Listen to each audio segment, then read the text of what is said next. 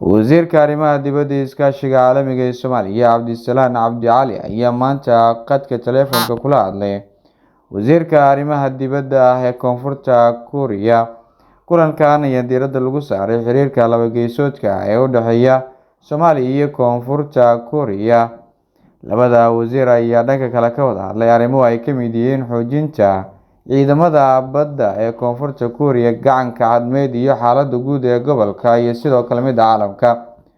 Labada wasiir ayaa sidoo kale ka wada hadlay adkeynta ixtiraamka buuxa ee dalka ama sidoo kale Koonfurta Kuuriya oo ay Soomaaliya, iyadoo isla markaana labada wasiir ay isla qaadan dhigeen in markaa ay ka wada shaqeeyaan xaaladda guud ee Soomaaliya. Kulankan ayaana qayb ka ah dadaallada dowladda federaalk ee Soomaaliya ay ku xoojinayso xiriirka diblomaasiyadeed ay la leedahay saaxiibada caalamka, isla markaana ay ku difaacayso qaranimada iyo madax-bannaanida Jamhuuriyadda Federaalk ee Soomaaliya.